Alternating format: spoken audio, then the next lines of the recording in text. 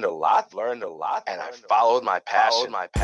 It's Principles of Passion. I have a dream. With hosts Chris Thomas and Mickey Grace. We really envision a world where all youth are inspired to find, define, and follow their passion. This idea that we're going to be able to bring together so many creative thinkers, so many young people, and so many industry leaders. In order to follow your dreams, I have a dream today. You have to put your passion first. Sitting down with Chris and Mickey is DB Bartholomew, project coordinator at the YMCA and founder of CoolStories Incorporated. Born and raised on the south side of Chicago, DB feels the overwhelming desire to uplift the forgotten, the underdog, and he does it through youth development and community outreach. This is Principles of Passion. Let's get it, y'all.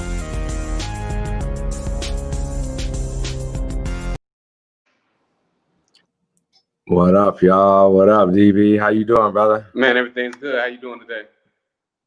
Oh, living, man. Living. Just thankful to be living and to be learning around some amazing people, man, just every day. So just thankful for that and humble, brother.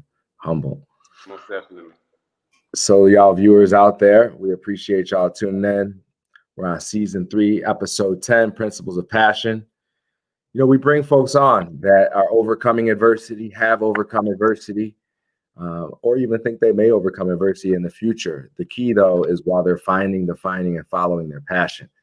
And, you know, this day and age with the world, I don't want to say at a full standstill, but we're at a brief pause, you know, so it's an opportunity to dig in and really figure out what are you passionate about, you know, and what do you put time and energy into every day. And not just what do you put time and energy into, but as you put that time and energy into things, you know, who do you collaborate with, right? And the title of today's show is A World We Could Create Together. And DB with CoolStories Inc. is doing just that. He's being creative in a different way. Again, as you heard in the intro, born and raised on the south side of Chicago. The root of his artistry is the desire to teach and fill a creative void in the community. Really loves expressing himself, uplifting humanity, and really forging a path for those that may be forgotten, you know, may feel forgotten, may be viewed as the underdogs, right? And so that mission has set him on a path of youth development and community outreach. So again, I'm appreciative to have you on. Mickey Grace, hope you're good. You have some personal things to take care of. And so shout out to Mickey Grace, co-host. We'll see you next week, girl. DB. Yeah. Tell us a little bit about DB. Who is DB? Who is Dandada Bartholomew? I could say a lot, but I guess that's kind of one of my things that I did when you said CoolStories Inc. Because I was gonna say, who is DB? I guess he's me. You know what I'm saying? And so, you know, and that's kind of what me is about, just kind of me going through who I am. Sometimes, you know, we meet a lot of people and we have to discover who they are in order to let them in. But a lot of times, one of the main people that we forget to kind of introduce ourselves fully to and kind of understand is ourselves. And so, when I say who I am, though, personally, I'm just somebody who just has a different train of thought and how to do things and his creativity. But that creativity a lot of times brings happiness to me. And so I try to find ways to bring happiness to other people through my creativity. So. I love it, man. I love it. That happiness and really bringing it from inside, right? Like not going and doing what you think everybody else thinks you should be doing. Doing what you think you should be doing, creating that happiness with you. Mm-hmm. And from that happiness, you go out and you leave people touched, moved, and inspired, right? You create with people. And I think that's what it's all about, man, is, you know, humbling yourself to know that you could do it your way all day, every day, but then it's just you. Right. But the second you really dig deep and you are not trying to prove anything to anyone else, you're just doing what you feel you were put here on earth to do, you get that opportunity and that privilege to go out there and share that with the world. and create new things and innovative things with people. And so that's really what the show is about tonight. You know, the theme for the whole season. Thank you, Mickey Grace, again, you know, for coming up with this, closing the creative divide, right? Really closing what that means to go out and be able to feel fully whole and fully yourself, right? As you create with others. So again, I think it's important for us through this time of uncertainty, you know, where our education system is defining the way we live our lives, you know? So let me ask you this. When we're looking at all that, right, in this quarantine, DB, Yeah. And, you know, isolation and some things we may be facing, can you talk a little bit about your life, right, and how it's been in terms of being a creative while quarantine? And then after you answer that, I want to go into your website and show one of your shorts so people get a little feeling of who you are. You know, for me, it actually probably has been a really great time for me internally. You know, not holistically, because it's like, you know, we all been dealing with problems, regardless if it's been happening to us or people that we connected to, and just the whole, you know, thing of you know, dealing with something that, you know, that we probably didn't have you know, a book to kind of guide us through. But for me, as a creative, though, it had gave me the opportunity to unplug and kind of reset myself. And I think at the time before this, and when everything was kind of moving, I think I was trying to move with everything, kind of a different train of thought than what I kind of spoke on earlier when I said who I was. So, but I think when everything stopped and I unplugged, I kind of went back to exactly who I was and stopped trying to kind of move with everything else. And when I went back exactly to who I was, I saw all of the talents and the creative things that I could do around me. And when I kind of, and only thing about that is that there was no one else to collaborate with because of how the situation was. And so it made me look at myself even more. But as I started looking at myself, I started seeing a lot of things that I kind of just left on the side that I wasn't really utilizing. And so it gave me the opportunity to fully utilize myself as a creative and my creativity, you know, and it kind of evolved me in a sense, to the point where I am the person who I said I was, but I might not have probably been that person totally before the situation, before I had the opportunity to reset and kind of not be pulled by a lot of things and just had to kind of focus on me. And from focusing on me, I kind of created this show about myself. You know what I'm saying? That's kind of telling that story about who I am and how I was able to become the person that I am now. Yeah, I love what you said about really turning this time of uncertainty into something of value, right? Like an alchemist, right? They used to take lead and turn it into, you know, precious materials. So really turning this time of everything being open to being anything, really, right? We have an opportunity to create whatever we want with that value. Yeah. And that's just a beautiful thing to be able to dig through to the bottom of that barrel and be like, oh, wait, here's the essential, right? Yeah. That I've been looking for. Oh, that's awesome, man. That's a beautiful thing. So let's pull up here. I want to share. See if we could get this screen shirt. I want to pull up your website. Okay. And I hope we can get some sound here. Let's see what we got going here. I almost cut my man DB out. There we go. All right. So here's the website. For those of y'all, I put it in the chat, CoolStories Inc. I'm going to go through one of his cool stories. I love this shirt. It's a little blurred there, but what does it say on there on the front? Picture me rolling. I love it. I love it. I love it. The only way to grow is to learn, but the only way to truly learn is to teach. Yeah. That's a beautiful thing, man. Just really teaching, but teaching through action. Yes. Right? Hey, I'm doing this, but here's like, just watch me. Do as I say, do as I do, you know? Right. Because I mean, most of the time we learn it subliminally more than we learn it, you know, straight out, you know. So All right, let's go. Let's get one of these cracking here.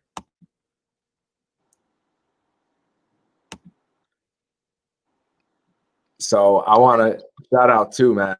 And I appreciate you giving the workshop for the young adults, man. That was a beautiful thing. I think they really enjoyed that.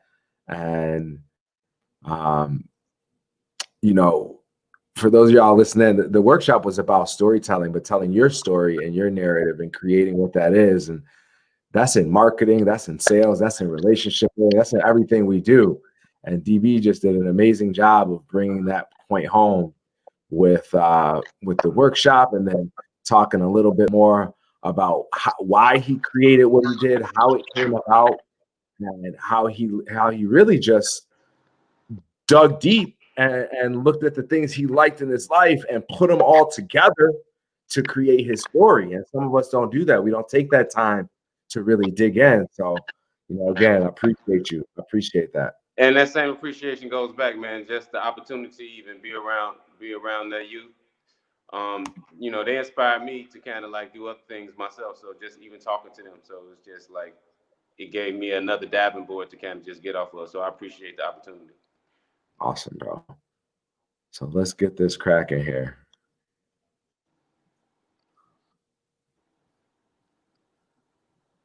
You know, we be going slow with technology these days. You know, I upgraded, but still.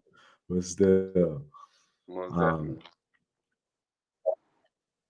So did with these episodes, and you touched on it earlier, but this was really you taking kind of your life and pushing it forward, right? And saying, hey, I want to put it on paper. I want to put it into a story fashion that's easily digestible, right? I mean, you know, to be honest, you know, it was like too. It wasn't even just that. It's because like I almost tell a story like every day. Like sometimes I tell stories in my sleep. Like, you know, I'm always telling stories. Like I think that's one thing. Like if you know, if we get to that point where you see me all the time, then you realize like that's just part of my language. It's always a beginning, middle, and end somewhere in my head. And I think a lot of these stories I had already had kind of just choreographed on accident, just because, you know, I just be thinking a lot and always writing.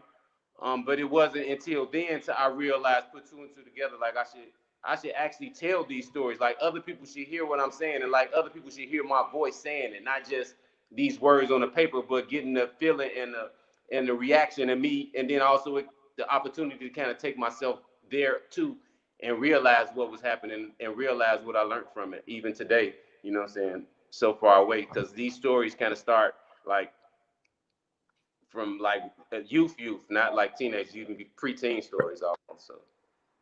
All right, let's listen to Gemstone, and yeah, this is a piece of you, man, a piece of your history, right? And definitely a true story. Yeah.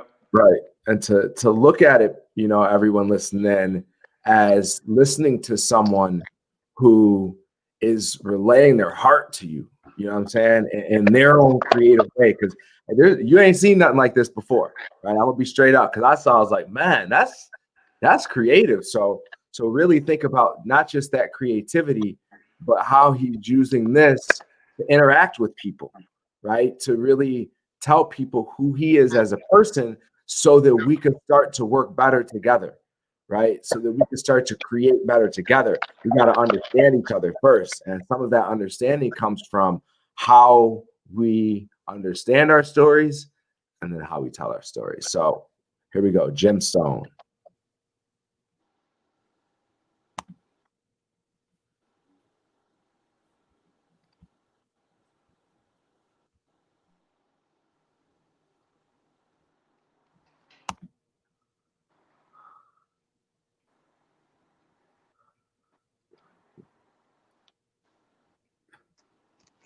We got sound?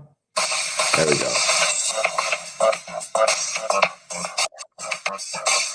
I remember my first crush. Her name was Crystal. Well, actually, my second crush was named Crystal too, but this is about the first. And although Crystal was not a gemstone, at the time, I thought she was as rare as they came. And at first sight, I set off on a quest for treasures, just hoping I'd become rich in the spoils of her love. She was in high school, and I say that because at the time I was still in junior high, but I thought the little peach fuzz I had coming in was enough to get me a shot. I had met her in September when she moved into the building down the street. It wasn't until that summer that she actually paid me any attention. The neighborhood was quiet that day. There had been a lot of turmoil between the guys on my block and the dudes from around the way. But after a few days of rain, the sun was shining again, and I was out on the porch. I saw Crystal approaching, so I was preparing something cool to say to get her to smile as she walked by. To my dismay, she wasn't walking by. She was walking up to me. She said, "Hey, want to walk to Bobby's with me?" And I was like, "Yeah," but I should have said no, mostly because I hadn't been to Bobby's in a while. Because even though I really wasn't one of the guys from my block, now that I was a little older, the dudes from around the way sure thought I was, and they usually hung out in front of Bobby. I was really digging Crystal though, and at that moment, X had marked the spot, and I had arrived with a golden shovel. As we walked, I got to know her better, and even though Mama hated my jokes, I had Crystal slapping her knee like an African drum. She was starting to like me, and all I could think about was getting to her buried treasure. But now we were walking into Bobby's, and the coast was clear. When we first stepped inside, she walked to the counter, and I stepped to the wall and waited. As she began to make her order, the door opened, and it was one of the dudes from around the way. He looked dead at me, but he turned away quickly and began to look around the store. After a minute, he just walked out. So maybe I was wrong, and I could just be an innocent kid on a quest for love. But not even a half second later, another dude walked in and did the exact same thing. Before I had time to worry, Crystal walked up to me, gazing into my eyes with a golden glare, as if I now had the treasure chest wide open. She got her order, and we walked out to what now looked like Dude City. So I kept it inconspicuous and did my best to expedite the trip home. But just as we made it through the crowd of dudes, I heard one yell out, "Hey, ain't you one of the guys from the block?" And before I had time to litigate their claim properly, I was on my way to the ground, eventually getting pummeled. The old lady had came out yelling and then ran off. "You ain't gonna leave that car alone, or I'm calling the police." But by then, I had already been embroidered into the sidewalk. I'm not sure if Crystal ran for help or for her own safety, but I slowly picked myself up and walked home alone. I wasn't bruised bad, but I sure felt like it, and my tooth had been chipped from hitting the ground. Crystal was my first crush, but not my last. And even though at the time she seemed rare, I eventually found a many crystals, a many places with many different purposes. But one thing I always remember is that a crystal is not a gemstone.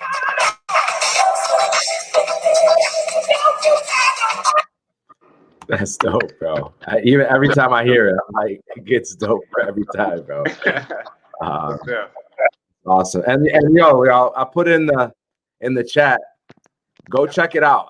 I think it came in a little blurry on our end, but if y'all go on the website, y'all see it's crystal clear. Just amazing production work and just amazing, unique, innovative way of telling your story and almost breaking it down Barney style, man. So Yeah, just, I appreciate that, man. So what was going on when you I know we talked about creating not from nothing, but from everything. Yeah. Right. You're like, man, I don't got nothing, but wait, I got everything right here. Yeah. Like, what was that process like for you? Well, like I said, I had like I don't know if it was Gemstone in particular, but like it was a couple of the episodes that I had already like kind of just wrote, probably just reminiscing, maybe like I said, I kind of write like a little stories like that all the time, like. And that's on those type of little stories though was one of those things that I was ignoring. Like I was right. I have like meetings every Friday with other writers, and we like work on scripts together and stuff like that. And it's always about making this film.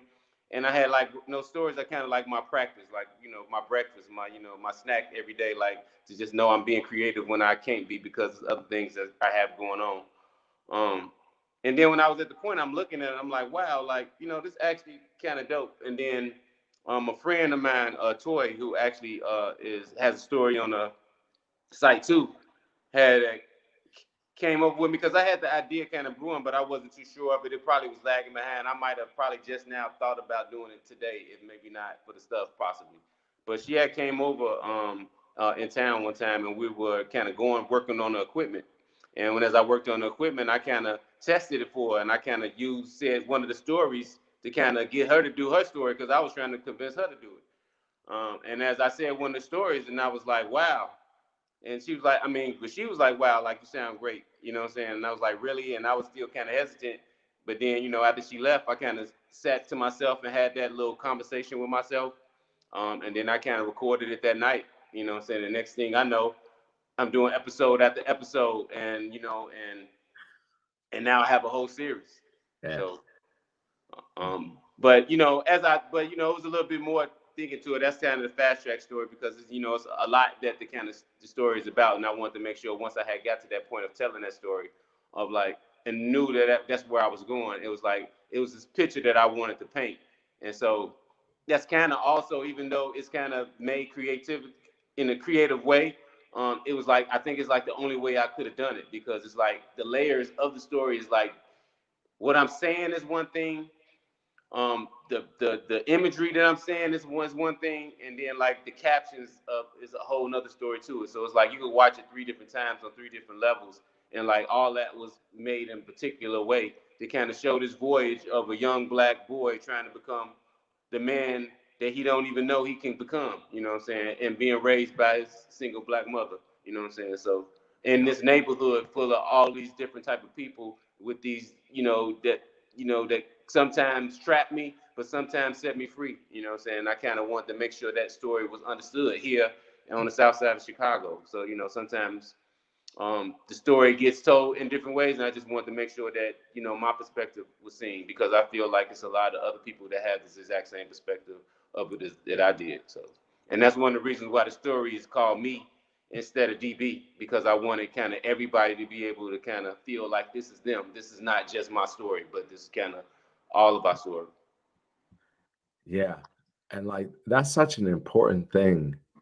You pointed out about the story that's portrayed, right? Versus what really is. Yeah. What's really going on in the community. And it's unfortunate. I was talking to the community policing sergeant for basically Austin community. He handles a few districts over there. And we were talking about how it's portrayed. Sergeant Jermaine Harris, I think is his name. The first time I talked to him today, but I asked him, I said, how do you feel with everything going on? And people going hard at police. And one thing he said, man, and it's something that's been resonating with me a lot. He said, and I don't want to quote him, but I'll kind of give a roundabout way. But he said, the media is going to tell you what they want you to hear. There are beautiful things going on in the community right now. He said that when you go into the communities, right, people's main issue isn't the police, it's the violence. Right? Yet the media is portraying it that it's the police, it's a policing issue, right? It's a systemic issue. It's policing, it's corporate, it's all of that, right? It's our sports, it's every industry that's funneled by, generations of wealth.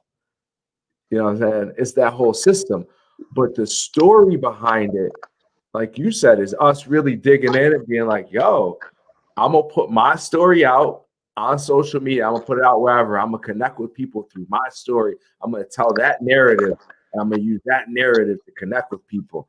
And like, that's what's going to help us grow and help us understand one another better, is really understanding first, who am I? What's my narrative?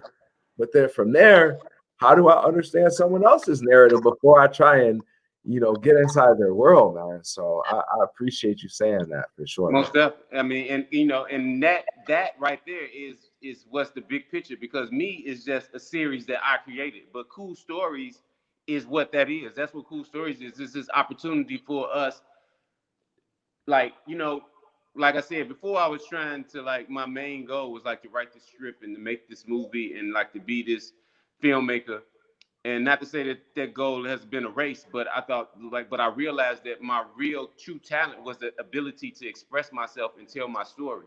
And so I wanted to make sure that, but I knew that even though I had this other goal, I already knew that it was so much in my way of making that goal. And no matter how good I made my project, that didn't guarantee that I was going to get an opportunity to have it on a stage that I probably dreamed of having it on. And so I wanted to make sure that, or I wanted to try to begin a platform where everybody had the ability to tell the stories the way they should be told, and not just the way the format is been held up to be done. And it's like, and that's one thing about Cool Stories, and that's another reason why me looks like it is, and the way another show would look like it is because it's about being unique and telling your story uniquely, and not trying to fit into this mold of what a story should look like, or the stories that need to be told. You know what I'm saying? Like, it's not the only person that got the right to say if your story needs to be told or if it's been told before is you. And so I want to make sure that expression is number one, and it's from and when it's talk about Cool Stories, it's from giving an outlet for other people to tell their stories along with me, to kind of doing the workshops with youth and kind of giving them more idea of how to tell a story, and what, you know, and understand that you don't have to necessarily be a writer to tell a story, because being able to express yourself and communicate is a soft skill that everybody needs to get where they need to be. You know what I'm saying? And not just in a success level, but even just in regular relationships, so that you understand that communicating and talking and telling your story and hearing somebody else's story is about understanding and being understood. And when we understand and understand each other, and then we can change things. And that's how we change in the world creatively, just by communicating, just by telling our story, and we making things happen, even though it don't seem like the action that a fist would make is doing the same type of work, though, if we use it correctly. Yeah.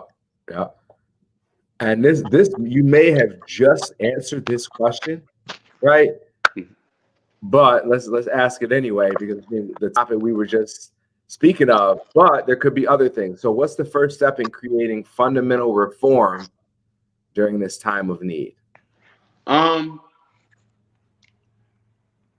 I think it's just first off, I would feel like I did answer with all that, but also I would just say, you know, just sometimes it just take one person kind of just change our mentality towards what we think too. Sometimes, you know, we can kind of, because a lot of times we can make changes with other people, but like, let's make sure that we really reform too, you know what I'm saying, personally. Because I think, you know, I can get $1 million, but I mean, I got to start with $1 to get $1 million. So before I even look on to the next person or look for this big things, let's make sure that I'm really ready to tackle all the issues or all the things that's going on in the world. Because sometimes even when we not at fault, we still are playing some part in it. So we just want to make sure that would be one first step. That's easy, and anybody can do it, and you don't have to feel like you know, have to be this certain type of person to achieve that level. Yeah, love it, man. Yeah, man, just digging into. But at that same topic, I would like to know, like, how you feel about that though too. You know what I'm saying? Not to, you know. Yeah, I appreciate you asking, man. I think it's that. I think it's having a better understanding of who we are as people, individually first. It's really hard to go out and understand the world if you're still, you know, the lens through which you're looking at that world through is still a lens of trauma, of I'm not good enough, of I can't do this, right? Then you're looking at the world through this lens of this victim, you know? And so I think the fundamental thing we have to get better at is, you know, understanding our story, but really understanding what wellness is, right? There's so many degrees of wellness these days. Like, you call someone today, you say, how you doing? If someone says good, I mean, there is no good today, right? Right. Like everybody has something going on that they know, someone in their life where something is not going right. Yeah. Right. But I think what's important is us start to claim the things that are going right. right? And start to really create story around those and be intentional in the action items that come after that, right? Telling the story is great, but like, what are your calls to action? How are you going to impact your life with that story once you've been moved? How are you going to impact your community? How are you going to impact your workplace? So I think really creating that fundamental sense of being true to your own narrative so that you can understand other people's narratives better so that we could communicate better together. Most definitely. Most definitely. So let me ask you this, man. And this one, I like it, but it's one of those philosophical thoughts. What if the problem of our time right now in this crisis is creativity? The lack of it? Like, what if the problem of our time is a crisis of the lack thereof, right? Or the lack of maybe the confidence that goes around having creativity, because creativity is bringing something new. So ain't nobody gonna tell you, yeah, that's right. You just got to believe in the right. You know what I'm saying? So what are your thoughts around that? I think it's possible. I think that it's in certain places, in most places that count, it is a lack of creativity. I think, and that's because people don't necessarily understand creativity. But I had a statement that said, to me, creativity isn't what I could do with 64 crayons. It's what I do when there's no crayons available. And so you have to realize that's what creativity is. And I think when people realize that's what it is, and they realize those are the people they have to turn to, sometimes they may realize those are people that they looked away from because they couldn't understand them. And maybe sometimes they have to realize we don't know the answer to the problem because we don't understand it. And so maybe we have to go to people we don't understand to get the answers we don't understand. But maybe that take a bit of bowing down too for certain people too, especially if they're in these places that can change things and they haven't had a way to change them yet. If we talking in the sense of creativity, but I think creativity is the answer in anything, especially if you look in my view of what it is. And I think sometimes, especially now, we are in a situation when we kind of lacking a lot of things. So now we have to find out how we're going to do it without having the things that we usually have. Yeah. We got to look to. We have to change our frame of thinking, right? There's a paradigm shift happening right in front of us. And some things that we wouldn't have saw before, we're able to see now. Right. Right. And it's like, we can't look at it as, oh my God, I can't do this and that. Okay, you can't do this and that. So what can you do though? And we're being forced as a whole society to do that and to create differently together and to create better and more innovative ways. And it's such a beautiful thing, because in as much pain and as much heartache that's going on, there's so much beauty that's becoming of this. There's such a silver lining that people are able right now to create with so much uncertainty. Yes. We don't know if tomorrow they're gonna be like, hey, y'all going to school. Just kidding. Right? Just kidding. We was just messing with y'all about that remote stuff, right? We don't even know. Right. You know what I'm saying? Right. So the fact that we're all able to still bond together with this, right, and still push forward, right? That's what it's all about. That's where I feel our country and our world slows down a little bit, right? Because when you're creating, you're breaking the system, right? When you're creating something, let me tell you that you could go out and I could say something with you today and we could do it, and it could be the old way, or we could create something that's been the old way. But when we're being innovative and creating something new, the system's got to be broken. You have to break people's mentality, and so I think that's what is going on, right? It's like people are not being able to have their molds broken, and so people are getting uncomfortable. And so if we could all just go, hey, let's open up, let's come together better. I feel that's a good direction to go. But that's just my point of view. Hey, that's what it's all about. We put those point of views together, and now we got a whole perspective. Yeah.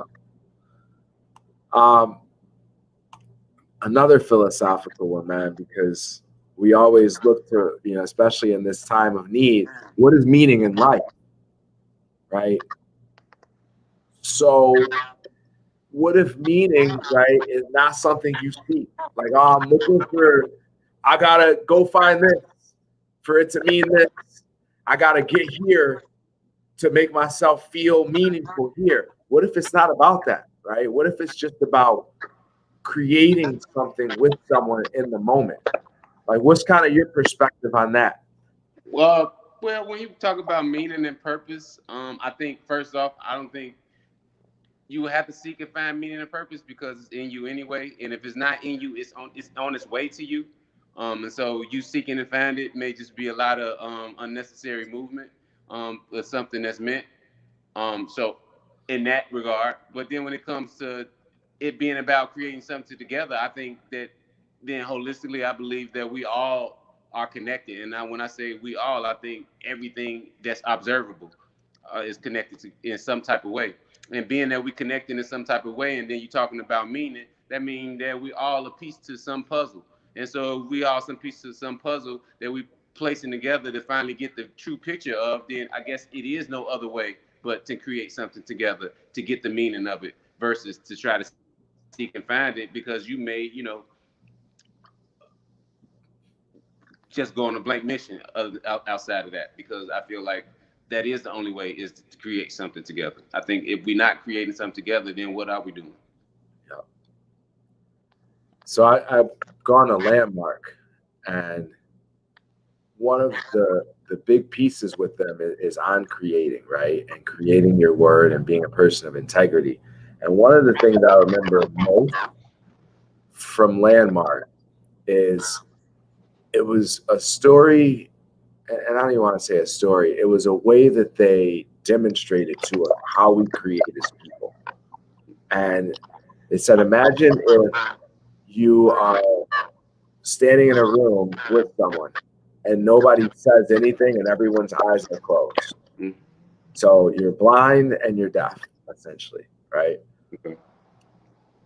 If you have thoughts going on in your head, are you creating? Are you creating? And if you decide to open up your mouth and speak to someone, speak your word, then does that in that moment become creation? And like really looking at kind of how we, how do we create with others, right? When it's either verbally, nonverbal, when there's nothing, like what does that creation look like? You know what I mean? Yeah, I think so. But then when I also think that then it breaks down to just kind of like working together more than that's when create. It kind of changes its definition a bit, and it's about creating and not creativity. And I think then it's kind of like the pieces of a watch, almost like everybody, has to have their turn, has to be in their place, to kind of make things happen. And I think, almost like, a team. So I think when everybody working and doing their part and, and not working against it, or unless that is their part, then I think everything formulates in that manner. But that would be my view of it, I guess. Yeah, for sure, man. For sure. So when we look at like creating and mental health, how do you feel mental health impacts creativity? I think it's big on it because I think, to me, I think creativity for me is been great for my mental health. I think, like I said, I write stories all the time, and I think sometimes writing those stories is an opportunity for me to be healthy mentally. You know what I'm saying? Because a lot of times it could be like an old story, like I told, and even though I found a way to tell my stories in this entertaining way, they could all be every story that I told could probably all be seen as something sad. I just found a way to find a joy in it.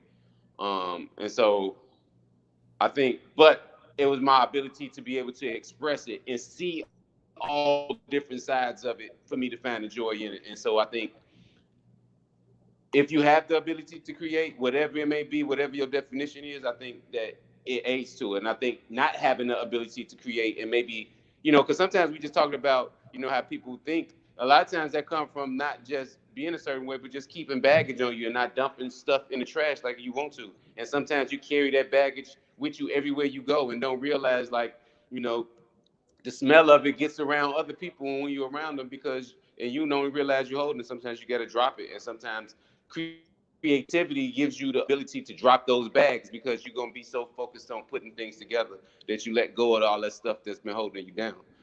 So I think they work well together, personally. I love that, man. I love that. I was coaching one of our kids in the program today. Actually, it was yesterday. About that very thing, right? About, a lot of times we live in those stories, quote unquote, versus the creation, right? Like we're trying to go out and be this and be that in the world, but we're like, man, I really don't want to go back to this, or man, I really wish this would have happened, but we're focused on those thoughts, right? And that quote unquote story versus the action that can become of what the possibility is. Yeah. And that's, the people that I've seen deal with mental health and depression the most were the people that were living in those stories. Like, this is who I was. This is who my people were. This is, that all living in all that trauma versus living in the creativity or the person that they want to see in front of them. And like, it way easier said than done to live in creativity, but that means like every single day showing up the person that you want to be, not waiting to get there, not waiting for this perfect moment for it to happen. It's like, nah, I'm gonna do thing that I want to be today, so that I don't have to wait to be the thing I want to be till tomorrow. Right. Right. So yeah, man, I think that has helped me tremendously with, mental health, right? I used to even be scared to say the word mental health, because I would think that someone would think I was depressed, and then they'd think I can't handle things, and then I couldn't deal with emotions and stuff. But I feel like that is an awareness that needs to be brought more to our systems. Right? Oh, most definitely. I feel like when you say that, I feel like sometimes we don't even have our mental health issue is the fact that we not, especially sometimes as black men, we're not allowed to freely express ourselves. You know what I'm saying? Like, sometimes I fall out with people because I may want to cry, because I may want to be goofy, because I may want to be anything other than strong and tough. You know what I'm saying? And stern. And so it's like, and often not being able to be those other parts of me, you know what I'm saying, could lead to a lot of frustration that I ain't even noticing I have until something actually happens to me. You know what I'm saying? So yeah, because sometimes we don't realize how much our mentality is a part of life and death as much as our physical is. So yeah, man. Yeah. I'm gonna pause there for a minute just to tell the people about our mental health retreat we have coming up August 29th and 30th. If y'all haven't seen it, I posted it on the page, I think yesterday. It's gonna be pretty amazing, y'all. So we're looking for volunteers, we're looking for donations, we're looking for workshop facilitators. It's going to be 2 days of just good times: mental health, wellness, art therapy, music therapy, yoga, wellness, cooking, nutritional, mindset shifting, so to speak, and really just looking at how we as community can rebuild that sense of wellness as people first, right? We got to make ourselves well before we try and go out and impact the world. So most super excited for that, man. I hope you can make it out to that, TV. Yeah, I will be. Awesome, brother. Awesome, man. How, like, when we look at, just to stay on this topic a little bit, because I think a lot of the challenges that we're having as we create it is a mental health thing, right? Is it not? Is it mental health and an understanding? So as we, rethink creativity, how can rethinking it drive some clarity, some positivity, and some wellness into today's communities and workplaces? I think, it definitely just needs to be looked at differently. It's like I think I think it's starting to be seen. I see a lot of creatives in different spaces doing different things. I see in a lot of um, opportunities of people reaching out for creators. I just think that it now just has to actually happen like more wholeheartedly and not just something like this token thing to make sure it's being done, but like when we really actually looking as problem solvers in a lot of situations instead of like just pushing it to the wayside because we already deem what's important. But I guess this situation that we in now may give us opportunity to change a lot of ideologies because a lot of things that we did deem to be important don't seem to be as important as they were before. And not to say that they're not, but we're kind of making it without the certain things we thought that we needed so much or wanted so much else. Yeah, man. It's like a lot of people are trying to return to the old world, right? Like, I even hear it, man, with the school system. And I love our school system here in Oak Park. I think they're doing an amazing job. D97, really making sure, first of all, that all students and kids can be taken care of, their child care. Mm-hmm. But one thing that is challenging, and I think it's everywhere. It's not just D97. I think it's all school systems.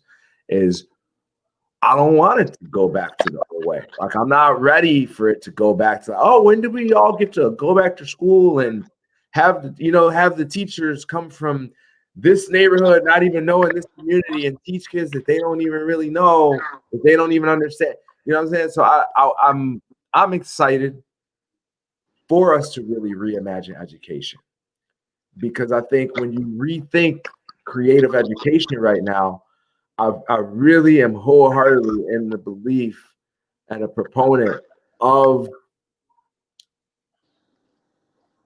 community-based education, right? Mm-hmm. It's cultural-based education, right? And implementing some of those processes into the system.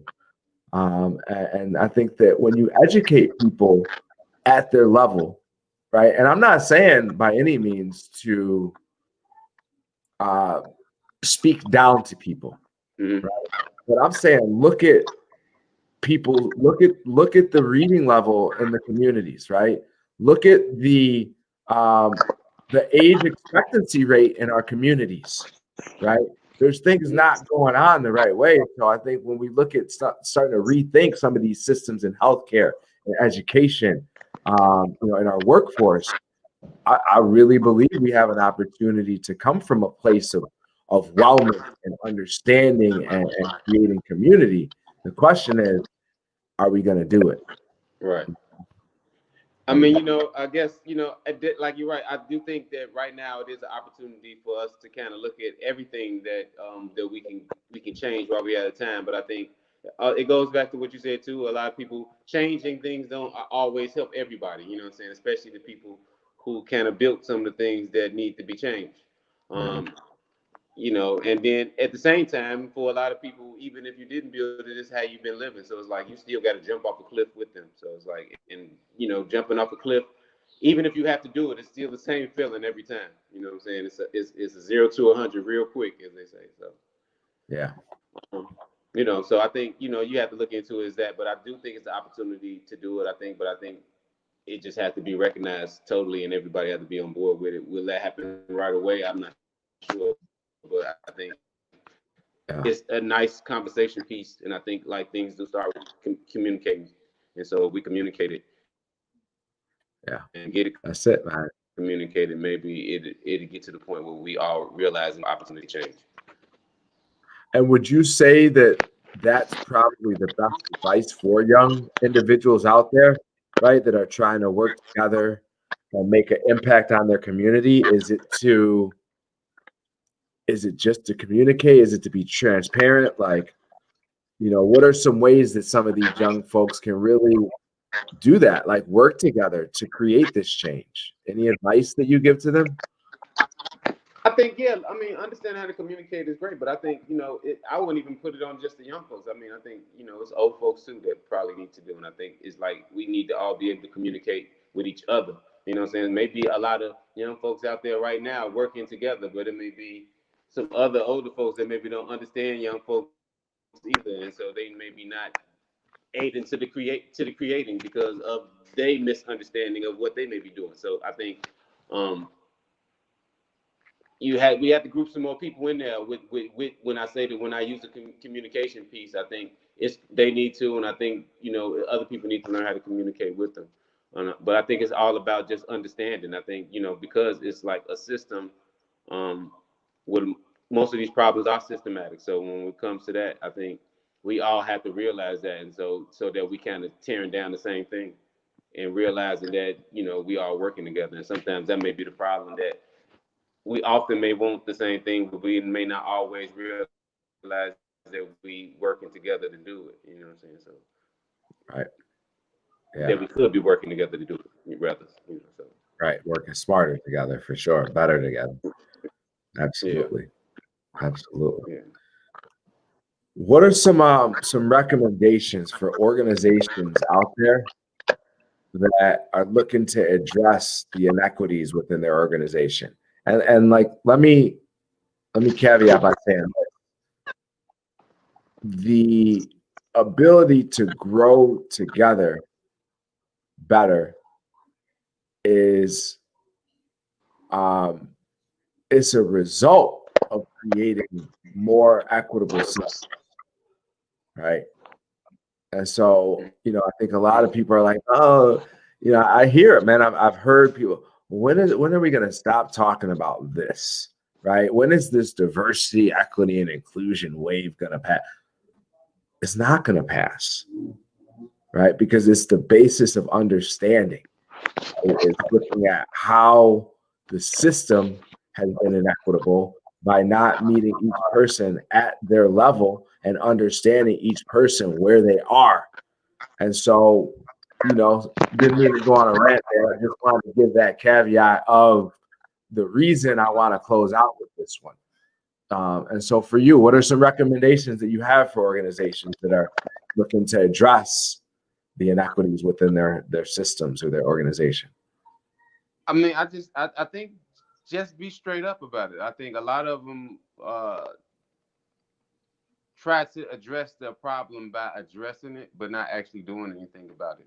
And so it's like a lot of times we say we're going to do this, and so we're pretty much saying we're going to do it, and we may set up these things to do it, but do we actually do things that make changes? And I think more or less, I think you need to set up goals. It's like, if you don't, you can say and put all these things together and say you're going to do something, but if your goals you need to have goals, and you need to make sure that those goals are okay by the community that you're working with or the people that you're working for. And so that to make say that when you say, hey, we're going to make sure that it's some diversity here, or we're going to make sure that it's this there, you need to say, okay, we said that, and by this date, we need to see this much of this and this much of that there. And I think you need to set those goals in place, because without the goals, then, I mean, what can you all you will be doing is talking. And one thing I love that. I love that you said that about setting goals. When we look at defund the police, right? Mm-hmm. We also look at this goal setting mindset of who's setting the goals, right? Who is sitting at the table when these goals are being set? And I think that's the big defund the police. It's like, yo, can we get the community at the table? Same with the workforce. Mm-hmm. Like, who's setting the goals? Is it the shareholders or is it the stakeholders? Right. Or a little bit of both, right? Mm-hmm. But if it's just your shareholders are not, that's not your employees, right? Unless you have an organization like that that's privately held, right? It's not, there's a lot of things it's not. What is it though? You know, I think that's what's important to look at is, you know, what does that really mean? You know, to look at your organization and to make that change and to bring the right people to the table, to bring all the people to the table. So I love that you touched on that, man, because I think that's so important to look at, like making sure we set those goals, but making sure that it's everybody all encompassing setting the goals, that there's an equitable table there. You know what I mean? Yeah, most definitely. What else, man? What else? Anything you want to add? Anything you want to get off your chest from the week? Is anything at all, you know? No, man, I'm good. No, I'm good. Only thing I really would say is like just for everybody just to be safe and just just keep supporting each other. I mean, if you got a good stride going on, make sure that what I'm saying, everybody good, but make sure yourself good. Take care of your mental health. I want to definitely give a shout out to Toy and Corey, because they both have stories coming up on Cool Stories Inc. coming up soon. Toy Story and Core Reality. They both gonna be dope. Just like me is. So I want everybody to go check that out and make sure you check out me too. It's 8 episodes from season 1. Season 2 is gonna be coming out within a month or so. So just keep being creative and keep community in the front of your mind. So because we're not gonna make it without each other. You know what I'm saying? Yeah, man. We gotta work better together. We gotta create together. We gotta build together. We gotta learn to get along together. And that's wellness. You know, that's really digging in and knowing how do you get along with yourself first, and then how do you take that feeling, take that thing that you love doing every day, right? Even on the days that it's hard, you still wake up and you do it, and then take that thing and then go out and share it with the world and create something, create and inspire people to want to do better, you know. And I think that's the time that we're in right now, man. So I'm appreciative, DB, for you coming on, man. Just humbled to continue to interact with people that are impacting their community, man. Thank you. Same here, man. I appreciate you for even having me on and everything. Since meeting you, I mean, I think I appreciate you, and I'm looking forward to like us doing some more work together. Yes, sir. Yes, sir. Yeah, we're gonna continue to create and help the community, help these young adults out here, man, and give them a platform to share their stories, man. So much love, brother. For all y'all out there, like I said, we got wellness retreat coming up August 29th and 30th. Hope y'all can make it out. If you know anyone that's looking to be a workshop facilitator, a volunteer, or even just come out and participate, y'all, we would love to have you out. It's going to be a good time, 2 days, a long weekend, but we're going to make it happen and give people a safe space to start to dig into some of that trauma they got going on, and like, how do you release that, whether it be through art, through music. You want to come and do some spoken word, you want to come and spit some verbs, some verses, you know what I'm saying? Whatever you want to do that you feel is going to help you to bring out that wellness in yourself and the community around you. And so I appreciate y'all tuning in. As I always like to end it, remember, y'all, in order to follow your dreams, you got to put your passion first. I love y'all. Have a good end of your week. Good weekend.